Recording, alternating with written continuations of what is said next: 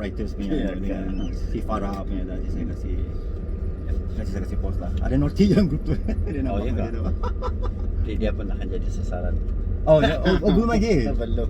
Okay. Si awang. Memang tu PSD dia tu apa begitu? PSD bukan.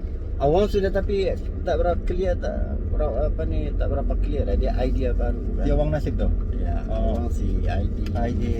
Buku dong sudah dia dia cerita direct dia tu. Tapi tak, masa saya bersama Mula tu dia tidak bercerita, dia cerita part lain lah. I see. Ya kan? Jadi macam mana? Okay hari ni. Okay. Semua dia habis tu yang tentang penjaga. Mohon ni kelanjutan tempoh cuti pelajar saja lah tu. Mau habis sudah. Jadi thesis ni pun masih dalam penulisan lagi. Ada bahagian analisis lah yang fokus. Ada yang apa tu buku kau yang hari tu apa tajuk dia tu? Buku tu Hero's Journey tu. Hero's Journey. Dia sama dengan satu buku orang putih tau yang dalam NLP punya buku Hero's Journey si Robert Dills punya kalau tak silap. Okay. Kalau tak silap Hero's Journey juga. Hero's Journey juga. Ya, bila Tuan Haji Matai cerita tentang Hero's Journey dalam masa saya ambil kursus hari tu ada satu pattern tu kan. Dia post dalam grup tu kan. Siapa nak buku ni? Aku post yang baru tu. Hero's Journey tu. Ya. Baik. Dia cakap dia cerita tentang yang dia punya, tapi yang dia kata yang satu tu yang orang Malaysia buat tu bilang saya tak tahu lah, saya tak baca lah. So itu lain. Ya, dia konsep lain tu kan. Ya, konsep lain. Yang satu tu bercerita tentang pattern NLP. Betul. Jadi yang Hero's Journey ni? Yang ini Hero's Journey ni from ordinary to extraordinary. Yeah. Dia adalah fiction book. Dia adalah fiction cerita yang berkisahkan tentang ni seorang budak ni, dia punya parents ni meninggal. Dia jadi orphan kid. Jadi dalam tempoh itu dia hidup dia nolak orphanage lah. Dia jadi anak yatim di orphanage dia. Dia cerita benar ke ni? Benar. Dia tapi banyak dia punya rekaan dia, konsep dia tu kan saya ambil daripada real life punya situation lah. Okay. Yang saya implement di buku saya banyak juga yang mungkin ada yang menghadapi betul. situasi yang sama juga kan. So saya implement dalam tu cerita lah.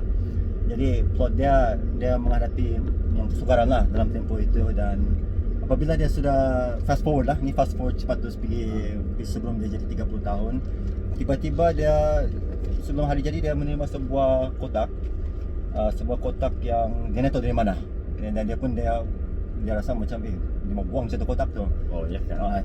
Tapi dalam kotak itu di kotak itu depan dia cakap jangan do not open until your 30th birthday. Jadi bila ada note macam itu, macam kau gila ya, do not open until, macam membuatkan kau terasa apa benda di dalam tu kan. Jadi dia tanya. Lepas tu sehari sebelum dia punya hari jadi, dia buka lah. Bila dia buka tu, baru dia terkejut. Dia jumpa yang kandungan dalam kotak itu, yang selama dia hidup ni, selama 29 tahun, lebih 30 tahun tu, adalah sebuah penipuan ataupun dia punya bukan dia punya real life macam tu. Begitu. Lebih kurang begitulah dia punya ni. So contents tu kotak tu yang dia mungkin saya tak boleh sebut konteks ya. Kena baca tu buku kalau tak konteks itu. Yang idea dia tu membuatkan dia terpaksa go on a journey lah.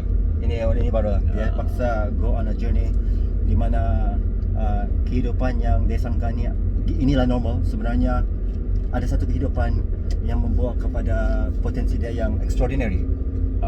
Macam tu. Jadi selama ini itulah tu, dia berbalik dia ingat dia just a normal guy begitu kan, living normal life and begitu. Tapi rupa-rupanya there's extraordinary things yang dia boleh jumpa, yang dia baru tahu apabila dia buka tu kotak lah, macam tu dan jumpa. Dan along the way tu dia jumpa interesting characters lah, characters yang mungkin membuatkan kamu terfikir mungkin kamu pernah jumpa dalam kehidupan seharian. Mungkin ada yang kau suka, mungkin ada yang kau ada tidak ngam dengan kau punya peribadi kan gitu kan. Ada saya baca juga buku itu. Tapi tidak habis lah. Tapi bila tidak lama kemudian budak saya gambar dari rumah, bapak beli saya pinjam lah. Oh, Pinjam lah. terus baca? Ya, baca. Lepas tu tanya Mandi tidak baca, tapi budak-budak lain semua baca. Saya tahu budak dia memang baca. Budak dia memang suka baca buku tu. Buku-buku lah. Jadi saya belum tanya lagi apa pandangan yang buku. Tapi ada satu kawan saya, anak perempuan dia baru darjah 1 ke darjah 2. Dia baca buku saya habis tu. 2 hari je dia baca buku saya tu. Jadi saya tanya, kenapa sampai, maksud saya kan, apa membuatkan sampai begitu kan dia punya. Jadi dia berminat pada yang karakter yang mula-mula apa ni nampak macam normal tapi rupa-rupanya ada sesuatu yang misteri pasal dia begitu. Jadi sebenarnya kau idea tu timbul macam mana kau punya tu? Apa yang sebab kau nak sampaikan tu sebenarnya? Sebenarnya kan ini idea ni mungkin sudah lama sudah banyak kan, tapi kita tulis sikit kan sampai dia menjadi kan. Cuma idea dia ni diilhamkan waktu saya ada jumpa satu buku saya waktu saya tulis masa umur saya dalam 10 tahun kan. Ketika ini saya berada di US sama saya punya bapa saya sambung belajar kan, jadi satu family ikut. Jadi waktu di sana tu saya telah menulis sebuah buku pendek lah, very short story kan, sangat-sangat short story dengan ada cerita, ada gambar-gambar je selukis. Tentang satu journey juga. Ini namanya The Journey to California. Journey juga, tapi Journey to California. Jadi bila baca ni kan, saya rasa macam buku tu macam belum tamat lagi. Kurang begitu. Berkisahkan tentang seorang budak juga, nama dia Caleb juga. Dalam buku itu pun namanya Caleb juga. Dan saya pun lupa juga hal ini. Jadi bila saya baca baliknya, saya terfikirlah, rasanya macam ada benda yang saya mau sampaikan tapi belum habis. Jadi saya mulalah menulis. Dia juga mula tu, ini karakter tu, start dari watak dia juga. And then lepas tu kan kita sudah mula membina karakter-karakter lain, watak-watak lain yang akan bersama dia. Dia ada kawan rapat kan. Macam kita pun bila kita dalam hidup ni kita ada kawan-kawan rapat juga ni kan, yang biasa kita mungkin keluar makan, kita cerita banyak benda kan gitu kan. Tapi macam kau menulis tu sebenarnya dia kau punya idea ataupun kau punya pengalaman atau kau gabung dua-dua sekali? Betul. Dia based on pengalaman kerja. So saya sebelum di UMS saya pernah bekerja juga di pihak swasta di College Yayasan Sabah sebelum ini juga. Di KYS sebelum di UMS. Jadi ada certain things yang benda yang terjadi yang bukan mungkin pengalaman saya sendiri tapi pengalaman juga budak students yang orphan life. Dia alami orphan life juga kan, begitu kan, yang membuatkan saya tertanya-tanya dan kalau dia boleh sampai ke tahap sampai sambung ke peringkat yang lebih tinggi pengajian dia, means dia ni very strong kan. Sebab kebanyakan ada banyak unfortunate punya kids kan, students yang dia bila sudah jadi begitu kan, dia give up lah. Dia tidak dia rasa macam mungkin tahap dia sampai sini saja begitu kan. Jadi based on pengalaman itu, based on pengalaman yang sekarang juga ni, based on juga elemen-elemen cerita yang orang pernah cerita sama saya juga. So saya gabungkan semua ni dan dalam cerita itu memanglah dia ada banyak cerita yang mungkin yang luar biasa juga. Cerita yang membuatkan kita berfikir.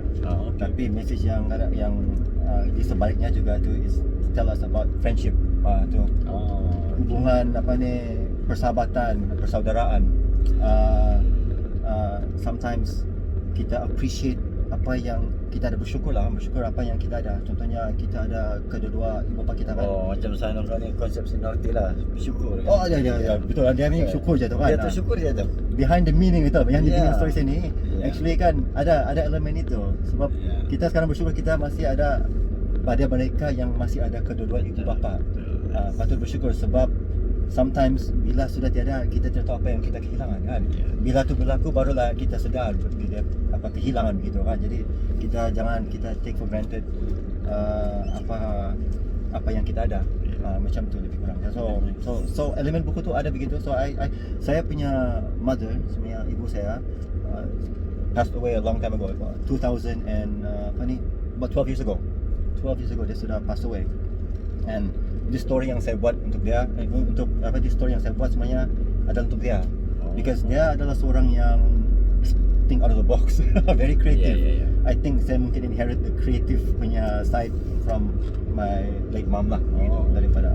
Tapi pada saya kau buat tu sekarang ni saya nampak kau buat ni sebenarnya kau nak orang mendapat sesuatu kan, sesuatu yang interesting lah daripada pembacaan kan. Pembacaan ni memang sesuatu yang memberikan pengalaman kepada orang lain kan, kita kongsi pengalaman dengan orang.